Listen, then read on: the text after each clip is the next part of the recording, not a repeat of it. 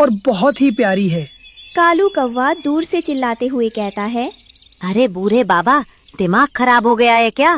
घास के ढेर में पैसे बर्बाद कर रहे हो। कल खुजली होगी तो मेरे पास मत आना।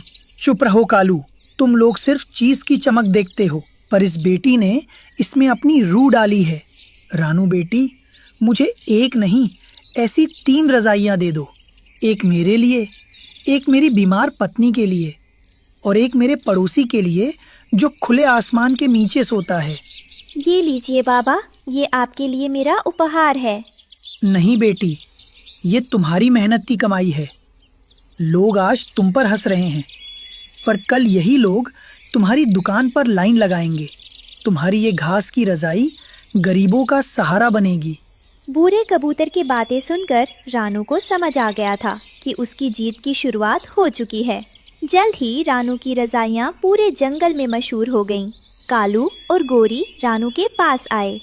रानू बहन, हमें माफ कर दो, हमने तुम्हारा मजाक उड़ाया, पर आज तुम्हारी इसी घास की रजाई की वजह से करीब पक्षी बच रहे हैं। क्या हम भी तुम्हारे साथ काम कर सकते हैं?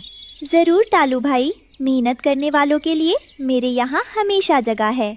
रानू अब एक बड़ी रजाई फैक्ट्री की मालकिन बन गई थी। उसका घर अब पक्का और खुशहाल था। अरे बिटिया की कसम, नेकी ही असली मरहम। याद रखना बच्चों, जब इरादे नेक हो और मेहनत सच्ची हो तो सूखी घास भी मखमल बन जाती है। रानू की मेहनत ने पूरे जंगल को खुशहाल बना दिया था। हर घोंसले में घास की रजाई थी, पर एक दिन अचानक आसमान काला हो गया और ऐसी बर्फ गिरने लगी जो कभी नहीं पिघलती थी।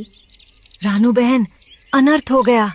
उत्तर की पहाड़ियों से बर्फीला राक्षस जाग गया है।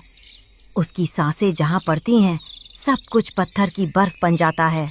घबराओ मत तालू भाई, अगर हमारी इरादे नेक हैं तो कोई भी राक्षस हमारा रास्ता नहीं रोक सकता।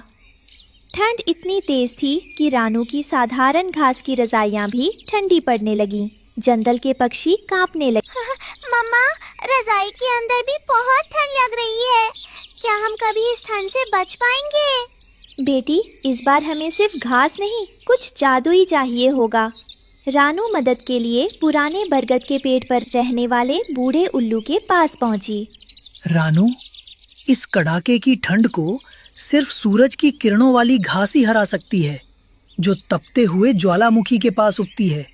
पर वहां जाना बहुत खतरनाक है। मेरे बच्चों और जंगल के लिए मैं अपनी जान भी दांव पर लगा सकती हूँ।